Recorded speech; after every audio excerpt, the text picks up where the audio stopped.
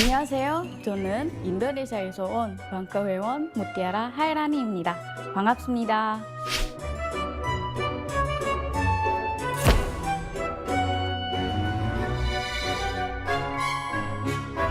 인도네시아에 왔을 때 한국 드라마를 즐겨 봤어요.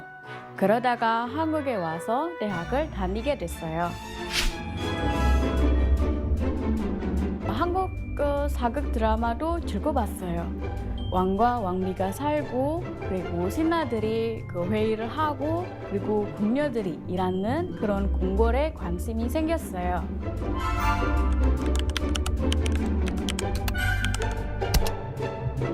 제가 제일 좋아하는 궁은 경복궁입니다. 그런데 AI한테 경복궁 그림을 보여달라고 했더니 엉뚱한 그림을 보였다는 제보가 있었어요. 예를 들면 궁 앞에 강이 있고 나룻배가 있다든지 산 꼭대기에 있다든지 이런 오해들.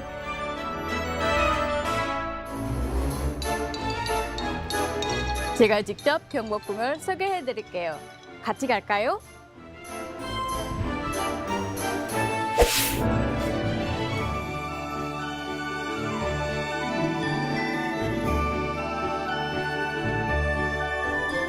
경복궁은 대한민국 역사와 문화의 중심지로 여겨져요. 조선시대 왕실의 위엄과 격식을 제대로 알 수 있는 곳이거든요.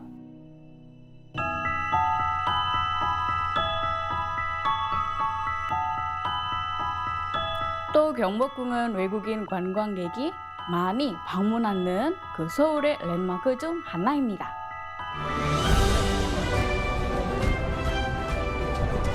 제가 경복궁을 사랑하는 이유 이제 아시겠죠?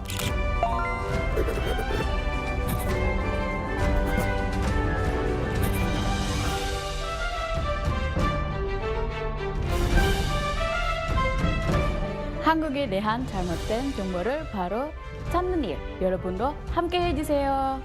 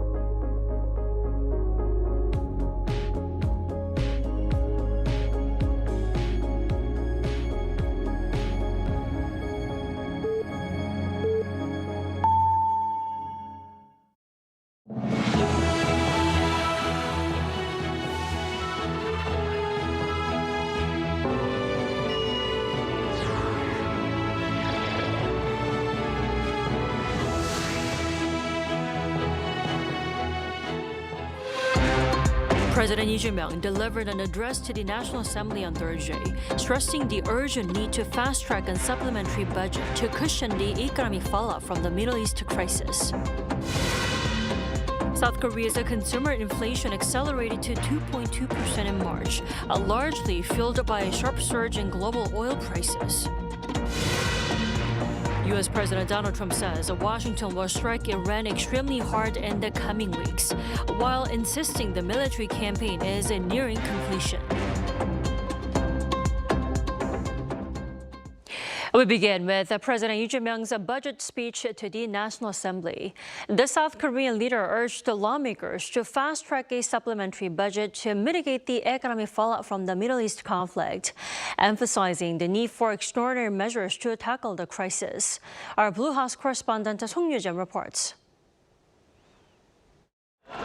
President Lee Jae-myung says the government's more than $17 billion supplementary budget kept this in mind. 위기일수록 사회적 약자를 더 두텁게 보호해야 한다는 원칙과 경제 회생의 골든타임을 놓치지 않겠다는 각오 아래 총 26조 2천억 원 규모의 추가 경정 예산안을 마련했습니다. Delivering a budget speech at the National Assembly on Thursday, President Lee described the spending plan as one that makes bold investments where they are most needed in response to the Middle East crisis, while minimizing the burden on households and businesses. 이번 추경안은 국채를 발행하지 않는 빚 없는 추경이라는 점을 분명하게 말씀드립니다. 정시 반도체 경기 호황 등에 따른 초과 세수 25조 2천억 원과 기금 자체 재원 1조를 활용할 계획입니다. The extra budget focuses on easing the burden on consumers and businesses affected by rising oil prices, with more than 10 trillion won allocated for this. A key measure is direct cash support for some 36 million people, the bottom 70% of income earners. 소득 수준과 지역 우대 원칙에 따라 1인당 기본 10만 원에서 최대 60만 원까지 차등 지원하겠습니다. 지원금은 지역 화폐로 지급하여 지역과 골목 상권의 소상공인 자영업자에게 도움이 되고 경기 활성화에도 기여할 수 있도록 설계하였다. President Lee also outlined plans to expand financial support for small business owners and compensate those affected by the oil price cap. Looking further ahead, he pledged to increase financing for renewable energy to reduce South Korea's heavy reliance on fossil fuels. Wrapping up his more than 15-minute address, Lee urged bipartisan support to ensure the bill's swift passage, saying that overcoming a crisis depends on speed. The National Assembly is set to review the budget next week before putting it to a vote at a plenary session. The ruling and opposition parties previously agreed to pass it by next Friday. 송유진, Arirang News. And ongoing disruptions in the Strait of Hormuz are shaking local oil markets. With the fuel prices showing no sign of easing, the government has stepped up its crisis alert level. Kim Jun-hong has more. Here at a gas station in Seoul, usually one of the cheapest in the area, gasoline and diesel are both around 1,981 per liter, approximately $1.31. Just a few days ago, drivers were lining up here to fill their tanks, but as fuel prices go higher, it has become noticeably quieter. Staff say customer numbers have dropped sharply since last Saturday when the government's new price cap took effect. I'm trying to minimize how often I fill up my car, and if it's not really necessary, I use public transportation instead. I also run a restaurant, and it's not just the cost of gas. Ingredient prices have gone up as well, so it's really tough to run a business these days. I drive a cargo truck, and it takes about 300 liters to fill up. But lately, it's been really hard to keep working. I even tried driving slower to cut down fuel use, but I still can't manage to fill up even half of what I normally would. Fuel prices in South Korea have been steadily rising over the past week. The nationwide average for gasoline on Thursday is 1,921 per liter, an increase of more than 5% compared to a week ago. In Seoul, prices are even higher at 1,964 won per liter on average. Meanwhile, the government announced Wednesday that it would upgrade the energy security alert for crude oil to the second highest level starting from Thursday. The system has 4 levels based on the severity of the crisis and its impact on daily life and the economy. Since the onset of the Middle East conflict, the alert has been raised in stages roughly every 2 weeks. With the alert level raised, new guidelines have also been introduced, urging the public to use less energy. Starting next Wednesday, the public sector's vehicle rotation will be tightened from a 5-day to a 2-day system, with an odd-even schedule based on the last digit of a vehicle's license plate, limiting how often people can drive to work. A 5-day, weekday-based rotation will also apply to public parking facilities that were not previously included. As the response system moves to a higher level, the energy crisis is becoming more visible. With no immediate relief in sight, the pressure from rising fuel costs is expected to persist. Kim Jun-hong, Arirang News. Now, surging global oil prices also drove South Korea's consumer prices up by 2.2% in March, with petroleum products accounting for much of the increase. Kim Do-yeon has this report. South Korea's consumer price growth accelerated to 2.2% in March, driven almost entirely by a massive spike in global oil prices. According to the Ministry of Data and Statistics on Thursday, the overall inflation rate was heavily pressured by the energy sector.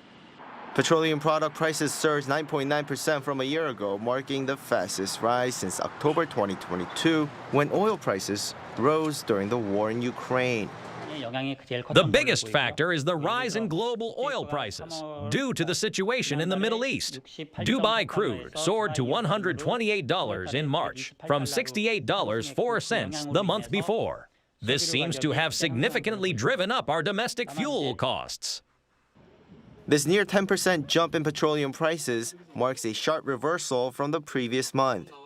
In February, fuel prices had actually declined by 2.4% on year. But with food prices going up, the overall index was around the same level at 2.0%. Now, for this month, breaking down the energy shock, the impact was most severe in diesel. Diesel prices jumped 17% due to its broad use across industrial, transport, and military sectors, while gasoline rose 8%. Despite this severe external shock, the headline inflation rate was kept from spiraling further. The government's price ceilings on fuel products effectively mitigated the spike, keeping South Korea's figures lower than those of other major economies. The energy price surge was also offset by a decline in food costs, a reversal of the factors from the previous month. Overall, agricultural, livestock, and fishery prices fell 0.6%. The fresh food index saw a steeper drop of 6.6% as warmer spring weather boosted crop production. Additionally, processed food inflation slowed following factory price cuts for staple ingredients like flour and sugar. Looking ahead, the ministry warns that upward pressure is expected to persist in April as higher energy costs will inevitably reflect in international airfare and imported agricultural goods. Kim Do-yeon, Arirang News. And now, let us welcome our Kim Do-yeon into the studio to discuss this further. Welcome, Do-yeon. Thank you for having me. So, Do-yeon, you mentioned the price hike of petroleum products was mitigated by the government's price cap. The question is, how did South Korea fare compared to other nations? Right. The Ministry of Data and Statistics emphasized that, as I said in the report, the domestic fuel price surge was contained thanks to the government's price ceiling, which is currently capped at 1,934 won per liter for gasoline for refiners when they transfer it to retailers. But first, take a listen to what the official had to say. While we are the first to release detailed March figures, looking broadly, the margin of increase is significantly slower compared to countries like the U.S. or Japan. This effect appears to be largely due to the implementation of the price ceiling. Now, to be specific, the U.S. national average for regular gasoline, according to AAA, just topped $4 a gallon for the first time in nearly 4 years, jumping over $1 per gallon since the conflict began. U.S. diesel has also surged by roughly $1.70, and this, as I've been saying, can be thanks to the government's price ceiling. Then, Do-yeon, the biggest question on everyone's mind is the Middle East conflict. Will global oil prices be tamed anytime soon? Well, now, there are analyses about that, and a new report by the Korea Institute for International Economic Policy, or KIEP, concluded that oil prices will not return to pre-situation Middle East situation levels under any foreseeable scenario. Take a listen. For example, even in an early ceasefire scenario, it would be $90 by the fourth quarter of 2027. The biggest reason is that supply cannot be rapidly increased. Even if the U.S. eases sanctions on Russia or tries to increase its own production, practically, it is difficult to sharply increase output in a short period. If the current blockade of the Strait of Hormuz continues, prices could stabilize at a much higher $117. Repairing damaged Middle Eastern energy facilities will take 3 to 5 years, and even if the strait reopens, potential Iranian transit fees will likely be passed down to consumers. Well, that doesn't sound too promising, Toyon. I have to say, what exactly can we expect for April, next month and beyond? Is it just about expensive airfares and groceries? Well, it seems to be that it goes in much deeper. Now, as I've said before, while consumers will feel the immediate pinch in airfares and imported food this month, a massive crisis is brewing in our core industries. The conflict has severely disrupted the supply of naphtha and LNG. Following the attack on Qatar's gas complex, global naphtha prices have skyrocketed by nearly 50%. South Korea relies on the Middle East for over 34% of its naphtha, the absolute backbone of our petrochemical industry. Furthermore, Qatar is a major producer of helium, a critical component for semiconductor manufacturing. This energy shock is transforming into a severe supply chain crisis for the nation's biggest export sectors. Indeed. Toyon, thanks for the coverage tonight. Thank you for having me.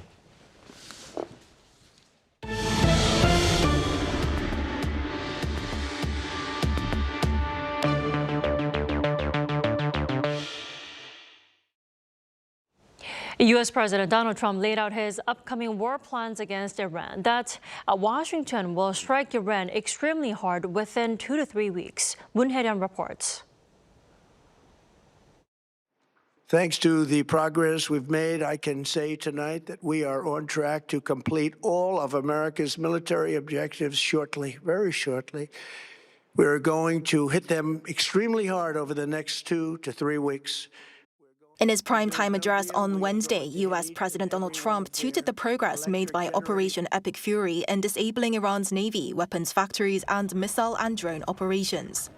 He added that the U.S. operation will continue until all his objectives are met, saying that there could be severe economic pain and instability unless it is guaranteed that Iran does not obtain a nuclear weapon. Speaking on America's role in the conflict, Trump said the military action is not aimed at securing resources like oil, but at supporting U.S. allies, emphasizing that the U.S. no longer depends on the Middle East for energy. Ahead of this speech, Tehran had firmly denied Trump's claim that Iran is seeking a ceasefire. In a social media post on Wednesday, Trump said Iran's new regime president, whom he did not name, had requested a ceasefire, suggesting that any pause in fighting would depend on the reopening of the Strait of Hormuz, a choke point for global energy supplies. He paired that claim with a warning of heavy strikes if conditions aren't met. But Tehran quickly pushed back. Its foreign ministry dismissed the statement as false and baseless, while the Islamic Revolutionary Guard Corps insisted the strategic waterway remains firmly under Iranian control and would not be reopened under pressure from Washington. That denial was followed by a direct appeal from Iran's president, who published a letter addressed to the American people just hours before Trump's scheduled address. In it, he questioned the justification for the war and argued that Iran poses no threat to warrant such military action against it.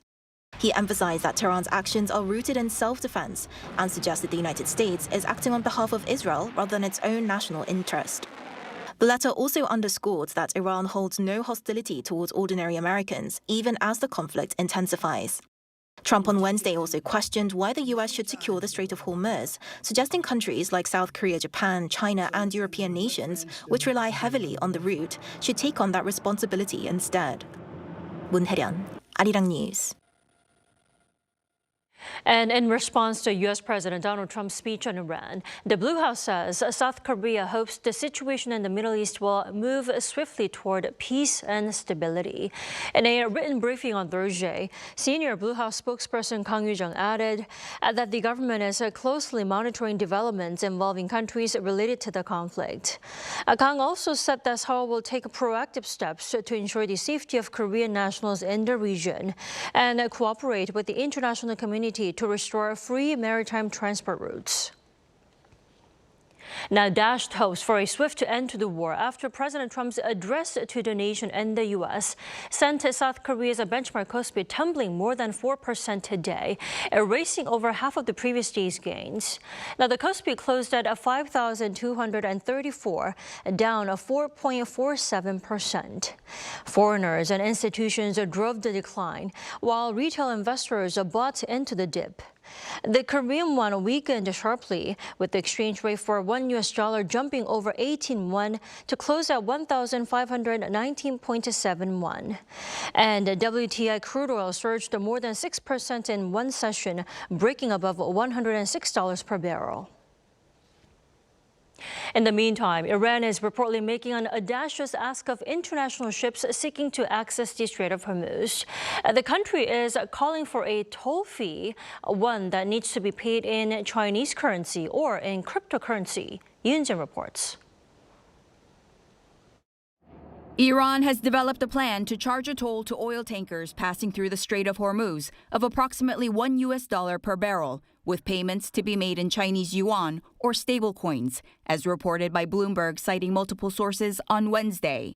It was reported that Iran's National Security Committee approved a bill for the measure on March 30th.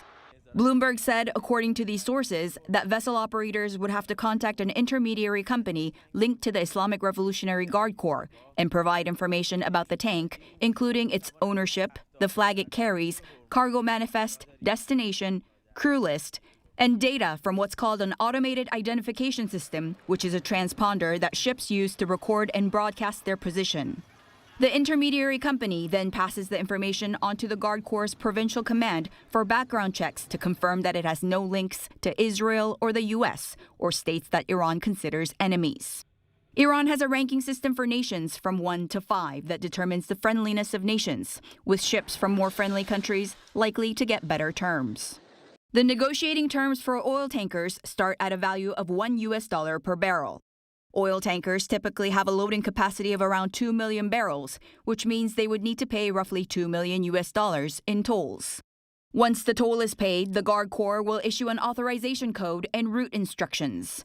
The ships will be expected to raise the flag of the nation that they negotiated the passage agreement with and will be escorted through the passage by a patrol boat. The legal basis of this passage, dubbed the Iranian tollbooth, remains unclear, including how sanctions may be applied. And there are also issues of what is covered by insurance, as insurance costs have spiked for tankers that want to cross the Strait of Hormuz. 이은진, Arirang News.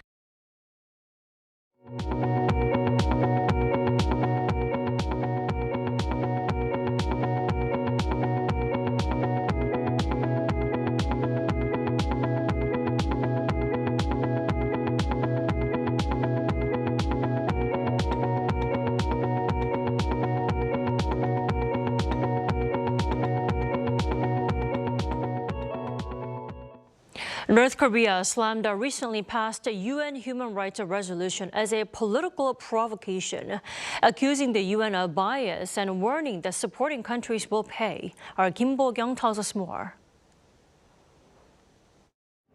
North Korea strongly condemned the UN's recent adoption of a human rights resolution against the regime, calling it a grave political provocation against the dignity and sovereignty of its own state. This was in a statement from the regime's foreign ministry spokesperson and delivered by the Korean Central News Agency on Thursday. The statement argued that the UN human rights review system specifically targeting individual states was a hostile act that violates the UN Charter's principles of sovereign equality and non-interference in internal affairs. The ministry criticized the long-term practice of adopting such resolutions against North Korea for over 20 years, saying this shows the regrettable state of the UN human rights stage that has been extremely tainted by politicization, selectivity, and double standards. It added that the most urgent task for the UN Human Rights Council today should be investigating and holding accountable hegemonic powers for what it called large-scale crimes against humanity, mentioning tragic incidents of children killed in large numbers, apparently referring to a recent U.S. attack that led to at least 175 students and teachers' deaths in an elementary school in Iran. The ministry warned that countries committing such malicious acts, which also joined in defaming the regime, would certainly have to pay for their actions.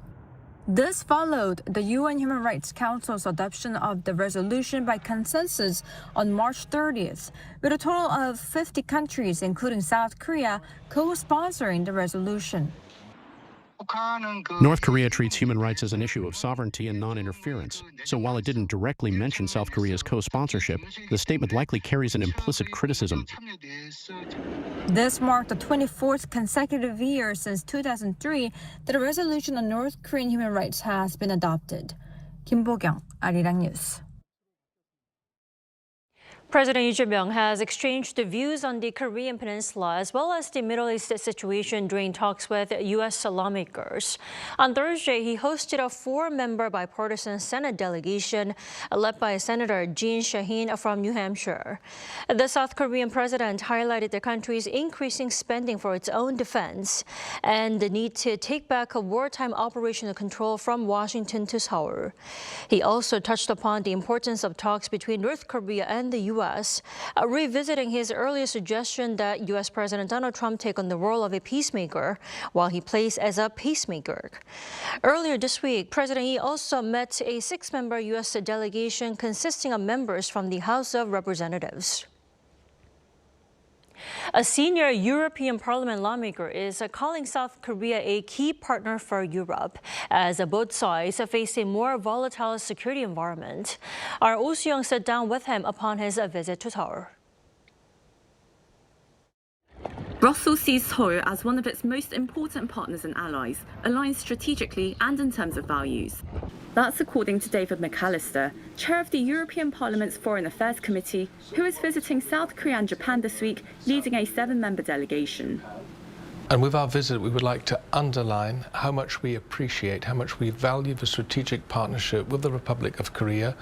South Korea is one of our most important bilateral partners and allies in the world. The trip comes as tensions around Iran and the Strait of Hormuz raise concerns over shipping, supply chains and energy flows for Korea and Europe alike. We believe in the freedom of navigation, and this includes the free passage through the Strait of Hormuz, and the effects are just as immense for South Korea as they are for Europe, so we're in this together. The Middle East situation also comes at a time when many countries are moving to build greater strategic autonomy, meaning the ability to act more independently on defence and security. For Europe, that means higher defence spending and capability building, while maintaining close ties with Washington. When it comes to security and defence, for instance, we need to be more on equal footing with the US within NATO. That's why we are stepping up our investments in our own security and defence. It's about strengthening the European pillar within NATO. That shift is also opening space for more practical cooperation with South Korea. So there's also potential for the Korean defence industry in Europe in the upcoming years when we are working step by step in establishing the European Defence Union, which a major component is, of course, that we step up our own European defence industry, but we also will continue to import excellent products from like-minded partners, including Korea. Looking ahead, McAllister pointed to further areas for cooperation, from digital and security partnerships to joint research, with Korea as the first Asian country associated with the EU's Horizon programme. McAllister met with Deputy Foreign Minister Chung Hee-ae on Wednesday. Seoul's foreign ministry says the two sides noted that bilateral ties have developed across a wide range of areas, from the economy and trade to security, defence and people-to-people exchanges. They also discussed the situation on the Korean Peninsula, in Ukraine and in the Middle East, agreeing on the need to continue close communication at all levels going forward. Oh Soo-young, Arirang News.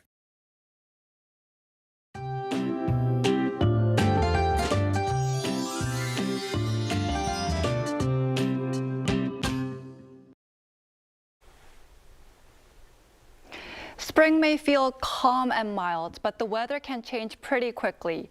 Even this week, after some nice clear days, clouds will move in tomorrow. Rain will begin on Jeju-do Island late tomorrow afternoon, then spread nationwide overnight, continuing through Saturday afternoon. As for rainfall, Jeju will see over 100 millimeters of rain in the mountainous areas. The southern regions will see 10 to 60 millimeters of rain, and the central regions will see 5 to 30 millimeters of rain. In particular, from late tomorrow night into early Saturday morning, heavy downpours of 20 to 30 millimeters per hour are expected in the mountainous areas of Jeju-do Island, accompanied by strong winds and lightning. So please take extra caution. Meanwhile, ultra-fine dust levels will be bad across the capital area, the central regions, and also parts of the southwest. Tomorrow, Seoul will start the day at 6 degrees Celsius, Chuncheon at 3 degrees, and Busan at 9 degrees.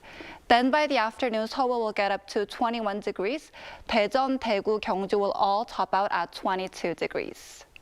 Rain will gradually stop in the western regions by Saturday afternoon. Now here's a look at the weather around the world.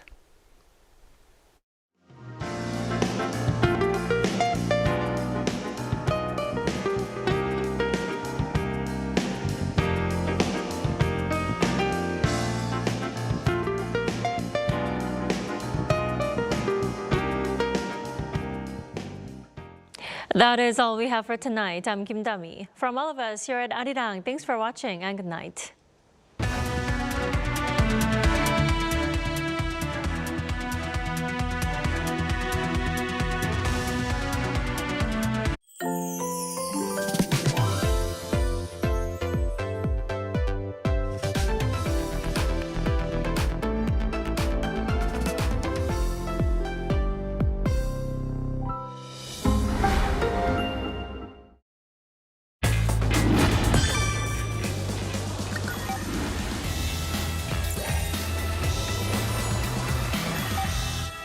Curious about what's special about K-content?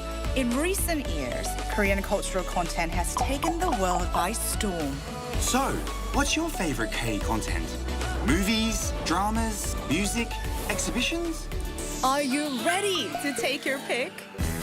Starting with globally acclaimed K-movies. It's no longer rare for Korean movies to receive awards at international film festivals. And we can't talk enough about the K-drama sensation. It's not surprising that drama filming sites go on to become major tourist attractions. When we are on the topic of K-pop, we can't leave out idol groups. They are the driving force of K-pop. K-pop idol group members do not only have exceptional singing and dancing skills, but they have the looks too. I'm a huge fan. I really like Korean underground music. These days, talented K-indie bands are recognized overseas as well. Oh, and Korea also has a lot of music festivals. You can meet musicians of all genres at these events. Exhibitions happen in Korea all year round. I also enjoy going to the theatre. There's no shortage of musicals, plays, and performances to choose from. So keep an eye on the theatre scene. Then there is K-design, blending traditional and modern elements. K-fashion, leading trends. K-beauty, which takes beauty to the next level. K-content, receiving praise the world over.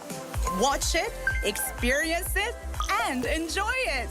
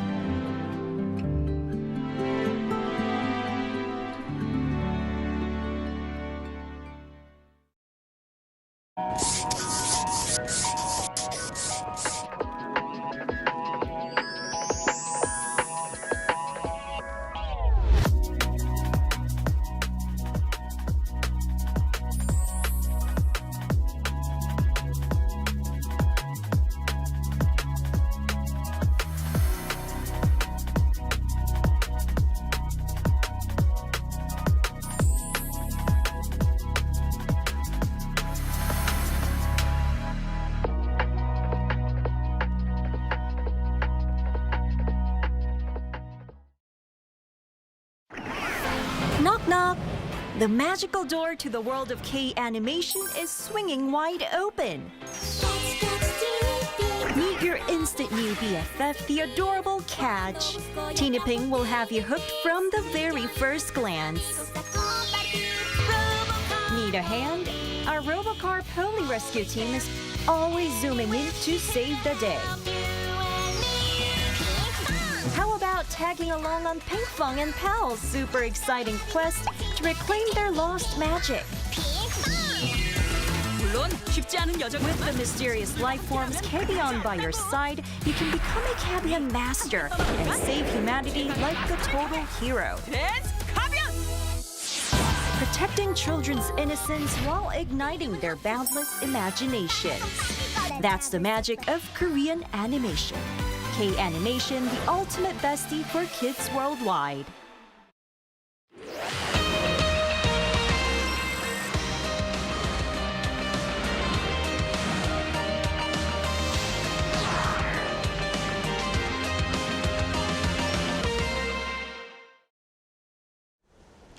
Welcome to Within the Frame, where we bring the most pressing issues across the globe into focus. I'm Kim Mo-gen. With BTS's long-awaited comeback, the world is once again seeing the scale of K-pop's global influence. But the reach of K-pop today goes well beyond music charts and sold-out concerts. The power of its fandom is increasingly being felt in other areas as well, including climate action. One example is K-pop for Planet, a climate campaign platform created by K-pop fans that has mobilized supporters in more than 80 countries.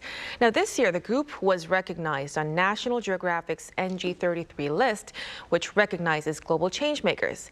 And today, we are joined by two campaigners from the group to talk about how K-pop fandom is channeling its global influence into climate action. First, we connect to Nurul Sarifa, co-founder of K-pop for Planet. A very big welcome. Hi, Mokyo. Thank you for having us. And also joining us here in the studio is Lee Daeyeon, campaigner of K-pop for Planet. Thank you for joining us. Thank you for having us. So let's start a discussion right away with Daeyeon first. So like I said, BTS has returned after several years away, and it's once again drawing a lot of global attention. Why do you think the comeback, what do you think this comeback tells us about the scale of K-pop's global reach nowadays? Yes, as a K-pop fan, I also enjoyed the BTS comeback show, and BTS hit the first place on Billboard Hot 100 and Billboard 200, and now the global Hallyu fan exceeds like over 200 million people from more than 80 countries. But so this shows that the K-pop is not just music, but it's global phenomena and global movement. But we wanted to focus on like what kind of impacts that the forces that this kind of K-pop fandom has, like just focusing on the scale itself. So that's why K-pop for Planet is doing climate work, climate campaigns with K-pop fans around the world and creating impacts in our society. Right, so the return of BTS, it really seems to highlight just how global K-pop has become. Now, when we turn to Nurul through our Zoom, so with that kind of global popularity, K-pop fandom itself has grown into a powerful international community. How far does the influence of K-pop fandom now reach beyond music? Yes, so as you mentioned, the K-pop industry is growing its popularity at home and also abroad, right? And its influence doesn't really stop at the music or even culture. It also encourages like social advocacy and also positive action, such as the Black Lives Matter and also Save Papua First movement in Indonesia. And for so many years, K-pop fans have demonstrated a remarkable collective power using their voices and solidarity to raise awareness about critical issues, including social and environmental concerns.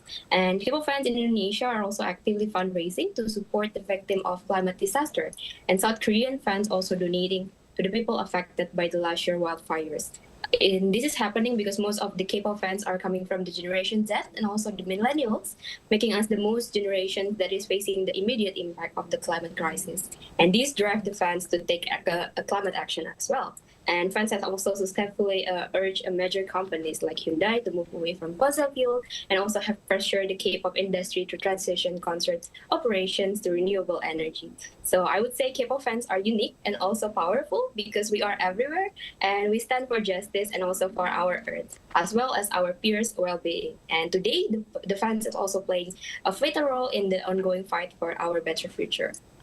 Right. So, wow, it seems that many fans around the world are now organizing around the social causes as well. So, Taeyeon, what do you think, has actually driven K-pop fans to begin taking action on issues like climate change? Yeah, it's because most K-pop fans are the generation that will inherit the climate crisis era, and now the climate crisis is getting more serious and serious. Like, our Earth is now reaching 1.5 degrees Celsius of warming, which is the threshold that the scientists warned that we should not cross. So it is a real life-threatening issue. So that's why the K-pop fans feel this issue is a real our thing, and they care more. And when the K-pop artists speak up against these kind of issues, it really resonates with the K-pop fans. For example, aespa and BTS spoke about this issue at the UN, like they talk about the sustainability, and lots of artists have been talking about these issues, and that kind of messages can reach out to the K-pop fans faster and further than any other communication channels. For example, Blackpink has also served as COP26 ambassadors, so it can be one of the most effective climate communication channels, but it has not been tapped much yet, so I think there has so many potential yet. Wow, so we were able to resonate directly from the messages of the artists themselves. Now, those discussions eventually led to the creation of K-pop for Planet in the year 2021, I believe. Nurul, tell us, what first inspired you and other fans to launch this platform? So growing up in Indonesia, I've personally witnessed the impact of the climate crisis that is getting worse and worse each and every single year. And especially as a Jakartan, I experienced firsthand on how the local coal plants affected our life through the air pollutions. And at the same time, I've also seen that K-pop fans have been actively engaging in the climate action for a very long time. I also then had the opportunity to meet Haekyung, which is the co-founder of K-pop for Planet, and she's also a first-generation K-pop fan.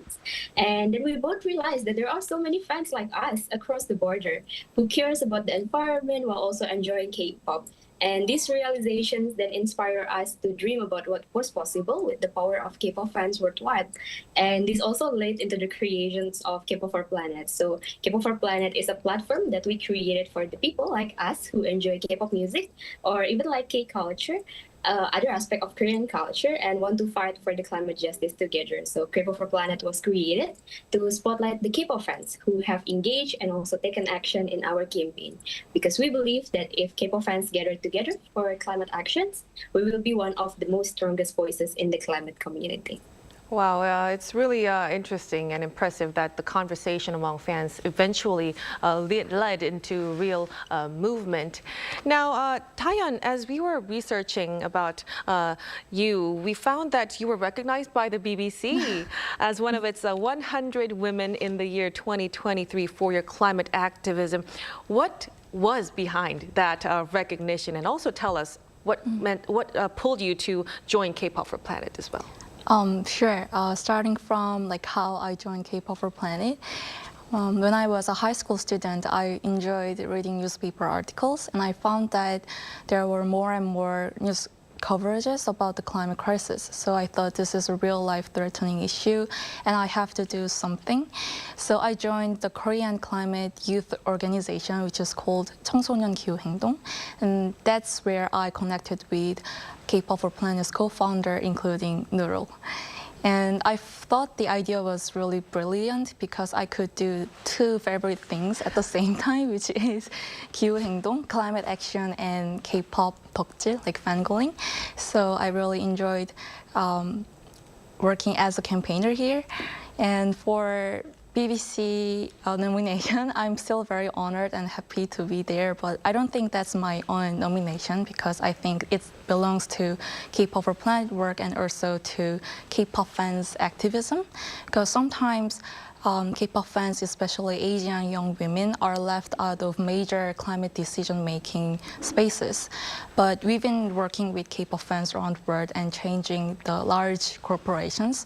So those kind of works were acknowledged by the world. So I think that shows the real power and force that the K-pop fans have. Wow, so that recognition, it really shows how this platform is gaining global attention and these kinds of efforts as well. Now, since then, K-pop for Planet has mobilized fans from more than 80 countries. How were you able to turn that shared passion among fans for K-pop into coordinated global campaigns? Actually, K-pop fandoms are really organized communities on the internet even before we were launched. They do like mass streaming parties, like voting coordinations to cheer up their favorite idols. So they have those kind of system and infrastructures. So we wanted to just direct their power toward climate action and climate campaigns to make bigger impacts, not only in the K-pop industry, but also in our society. So we also push from global fan bases, like Korean and Indonesian K-pop fandoms had worked for the Hyundai campaign. Like we asked Hyundai to find more sustainable materials for their sustainability. So we also made those kind of changes, but not only stopping there, like following that campaign, we also have been working on the Hana Bank campaign. Like we are asking Hana Bank to stop financing to the corporation, which is doing nickel operations in Obi Island in Indonesia, which is adding new captive coal power plants, because they already had announced they will not do coal finance in 2021, and now they are promoting their positive and youthful images with their K-pop idol ambassadorships like An Yoo-jin and G-Dragon. So we are asking Hana Bank to stop and not do the financing to those corporations again. So a lot of joint efforts foreseeing. Now, these kinds of work has also gained international recognition. Like I've said, it has been named among National Geographic's NG33 visionaries. Nurul, tell us, what does that recognition mean for the movement? For me, I'm of course grateful for the recognitions by the Net Geo 33, because it's also acknowledged the dedications of the K-pop fans, particularly young people and also young women in Asia, who are often underrepresented in the climate discussions. And one of K-pop for Planet goal is to encourage and highlight the voices of young women in taking climate action and creating real impact. And these recognitions is also serve as a strong evidence that our voices are powerful. But again, this award, it's not just for K-pop for Planet or for me, but it belongs to the true heroes, which is all the K-pop fans who have made a significant impact by tirelessly urging corporations and also government to address the climate crisis. And as K-pop again goes increasingly global, with artists touring multiple continents, including BTS that is now having the comeback, the environmental status is also growing very fast, and concert is actually one of the single largest source of carbon emission in the music industry. And even K-pop entertainment YG also reported about the daily emission from the tour that approximately 3,000 tons, which is similarly with 700 passenger car.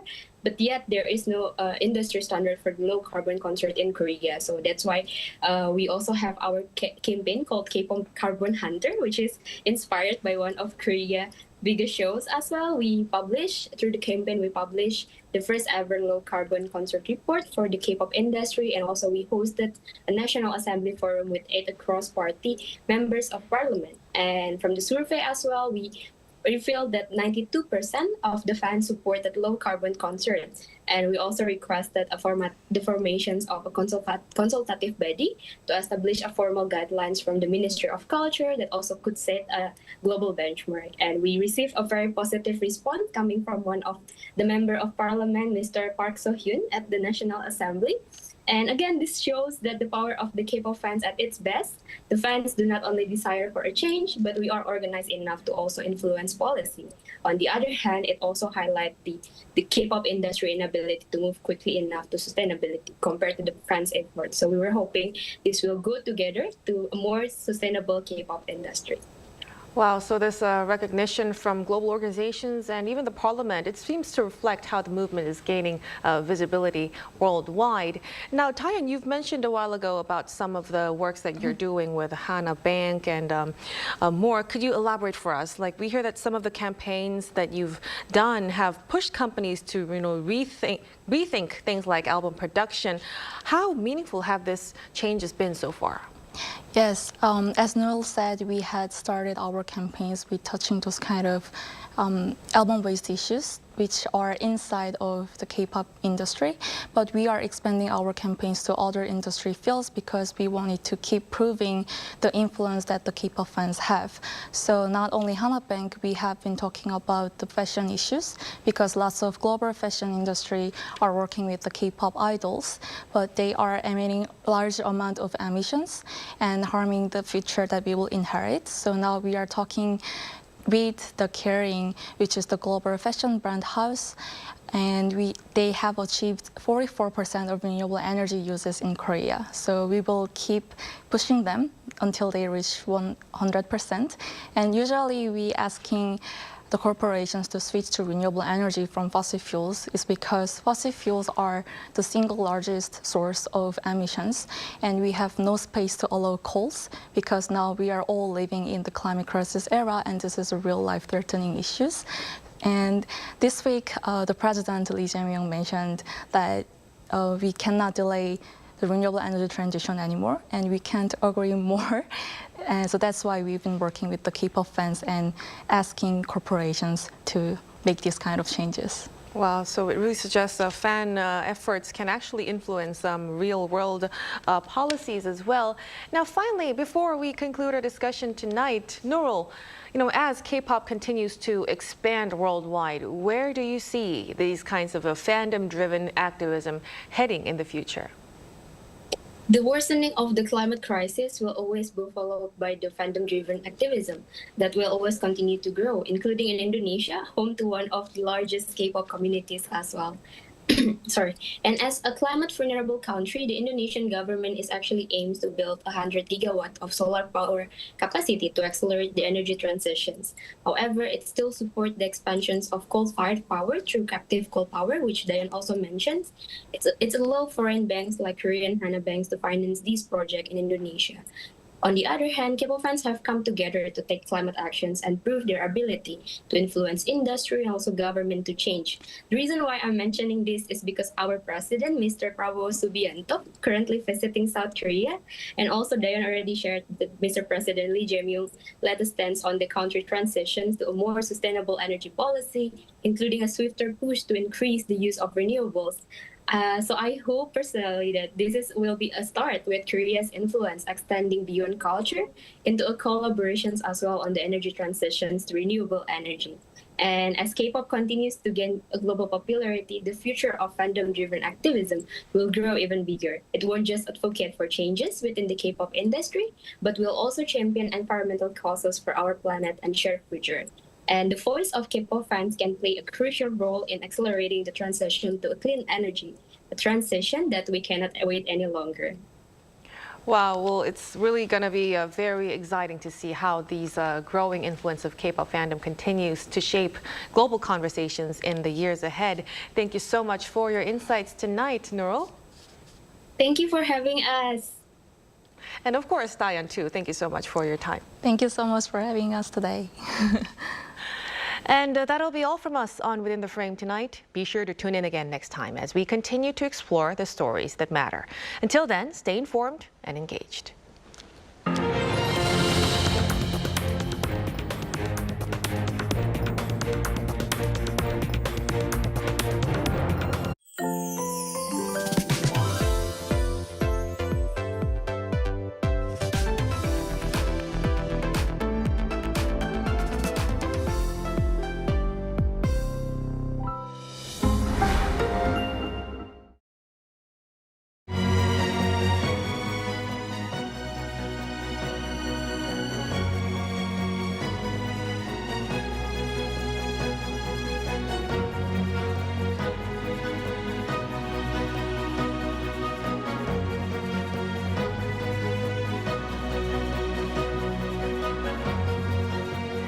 오늘 양국 관계를 최상의 수준으로 격상한 것을 계기로 앞으로 양국은 더 깊어진 신뢰와 더 강력한 전략적 파트너십에 기반하여 안보, 방산, 경제 혁신, 문화 창조 분야에서 공동 번영을 위한 포괄적인 협력을 강화해 나갈 것입니다.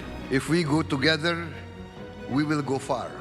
In this spirit, what we do today, what we achieve today, what we work for today will benefit the future generations of our two countries.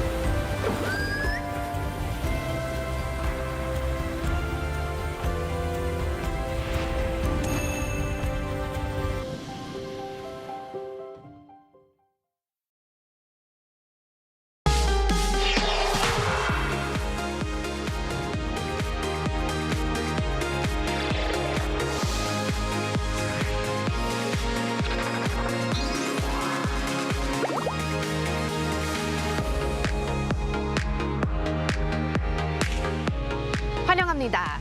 Welcome to K-Culture Dive, where we dive deeper into the heart of Korean culture with K-entertainment issues, AI culture news, K-culture in photos, and for our K-Culture Issues segment, we look at the cultural ties between Korea and France. And I'm your host, Kwon So-hwa. Let's dive in. Joining us this Thursday is my co-host Bella Kim. Hello, Bella. Hi, Soa. And hello to everyone joining us today on K-Culture Dive. I'm Bella, here to co-host and fill in with the latest in K-entertainment. Bella, you're going to fill us in with K-Enter News in just a bit. But before, let's take a look at the press conference of the K-pop Demon Hunters team that was here in Seoul earlier this week. Yes. So, following their Oscar success, the creators behind the global mega hit K-pop Demon Hunters are already shaping ideas for a sequel. Without revealing too much, the film's director says it will be bigger in scale and even more eventful. Our culture correspondent Park Gun-woo tells us more. Fresh off their Oscar triumphs, the team returns to Korea with multiple golden statuettes as expectations soar following the official announcement of a sequel. Director Maggie Gang says she's currently working on the storyline, now in early development, while keeping details to a minimum and avoiding spoilers. My fellow director Chris and I will be making the kind of movie we'd want to see, as we did the first time. So, stay tuned. It will be even more eventful, at an even greater scale. As for the music, I still want to showcase Korean trot alongside heavy metal. The Koreanness is the soul of the movie on every level. Combination of really grounding it in the culture, but also breaking rules everywhere. I think we'll try to do that. And in my experience of Korean culture and Korean people is that they've been through a lot. And there's a pride and a strength and a sense of unity that I think is really moving. And Director Maggie Gang also recalled the moment she captured the first ever Best Animated Feature Oscar for a filmmaker of Korean heritage. I have felt this as a Korean myself, not feeling completely Korean. And now that we have reached this kind of a global market, especially in entertainment, I do think a lot of us, like myself and EJ, who kind of are skirting both cultures, we are the ones who will be bridging that gap between cultures, whether it's Korean or not. The film's success was shared by its music team as well, including singer-songwriter EJ, who performed at the 98th Academy Awards after collecting an Oscar. I never imagined it would become so globally viral, especially since I was made fun of for loving K-pop when I was younger. At the Oscars, seeing all the filmmakers singing along while holding light sticks as we performed with traditional Korean music, including pansori, made me so proud that I burst into tears. With the music team also showing positivity over featuring more Korean-style music, including trot, expectations are higher than ever. And with that in mind, K-pop Demon Hunters 2 is set to be released around 2029 to once again spotlight K-culture on the global stage. Park Gun-woo, Arirang News. Can't wait for 2029. And speaking of K-pop and mega hits, time for some K-entertainment news with Bella, who will kick off with a mega K-pop group. We're talking about BTS. Of course, so you're right on spot. Well, yeah, BTS have made history over the U.S. Billboard chart. I mean, I do remember that you already talked about them with their title track Swim from their fifth full-length album Arirang. It already made it on the Billboard Hot 100. That is correct, so well, that's not all. Out of the album's 14 tracks, all 13 vocal songs made it onto Billboard Hot 100. The only track not in the Hot 100 is the track number 29, which is an interlude track with the sound of Sacred Bell of King Song-deok. And what's even more notable is that 7 of the tracks landed in the top 50. So we mentioned on Tuesday that Swim reached number 1. But in addition, Body to Body ranked at number 25, Hooligan at 35, FYA at 36, 46, Normal at 41, Aliens at 47, and 2.0 at number 50. The album showcases a wide range of genres, including hyper Jersey club, soul, pop rock, and also alternative hip-hop. So the fact that all vocal tracks made it onto the Hot 100 proves that their music resonates with listeners of a wide range of tastes. I want to say armies out there, make sure that number 29, that track also goes up the charts with the other ones as well. But Bella, how did they do on the Billboard's global charts? BTS dominated the global charts as well. The title track Swim topped both the global 200 and the global excluding U.S. charts, marking the group's 8th number 1 on each of those charts. Notably, BTS swept positions from number 1 to number 13 on the global excluding U.S. chart, leaving an unprecedented mark on Billboard history. They are definitely making history right now, and probably we're going to be seeing more of those history as well in the near future. Definitely. But let's move on to our next story. This time it's about a film. Director Hong Sang-soo has released a new one. You're definitely correct. Director Hong Sang-soo's 34th feature film, The Day She Returns, or 그녀가 돌아온 날 in Korean, is set to premiere in Korean theaters on May 6th. The film follows the story of an actress who returns to acting after taking a break from her career following marriage. The cast includes Song Seon-mi as the lead, and along with Jo Yoon-hee, Bang Mi-so, Ha Sung-guk, and Shin Seok-ho, and also notably actress Kim Min-hee, who is also known as Director Hong's partner, took part in the production as the film's production manager. Previously, The Day She Returns was invited to the Panorama section of the Berlin International Film Festival in February, proving both its artistic merit and global sensation. That movie is raising expectations for its release here in Korea, especially after the acclaim on the international stage. Well, thank you very much, Bella, for those updates. Yes, I'll stick around. And now let's go over to our AI anchor Arirang for more on the culture front. Arirang. Thanks, Sua. Here's your AI guide to the latest cultural headlines from Korea. Let's begin with our top story. The National Museum of Korea was the third most visited museum worldwide last year. According to an international arts publication, the Art Newspaper survey released on Tuesday, the museum ranked third in global museum attendance, drawing over 6.5 million visitors. It trailed behind only the Louvre and the Vatican museums, outpacing renowned institutions such as the British Museum and New York's Metropolitan Museum of Art. The Art Newspaper highlighted the museum's striking growth, noting that visitor numbers jumped more than 70% from 2024. All 12 sections of the DMZ Peace Trail along the demilitarized zone dividing the two Koreas will be fully open from April 17th. Established in 2019 across 10 border regions, including Paju, Gimpo, and Cheoron, the trails allow visitors to explore the ecological, cultural, and historical significance of peace and security. Due to the sensitive security areas, participation is limited to South Korean citizens who must complete identity verification. Registrations can be made through the official website, www.dmcwalk.com. The trails will remain open through November 30th, except for the peak summer months of July and August. Culture Day, a monthly program aimed at expanding public access to arts and culture, will be expanded to a weekly event starting this month. The initiative offers benefits such as discounted movie tickets and reduced admission to performances and exhibitions. To mark the expansion, the Culture Ministry held an event in Seoul on Wednesday where some 50 artists presented a unique performance themed on the Korean folk song, Arirang. Minister Chu Hee-young showcased a surprise performance with a band playing a guitar in black sunglasses.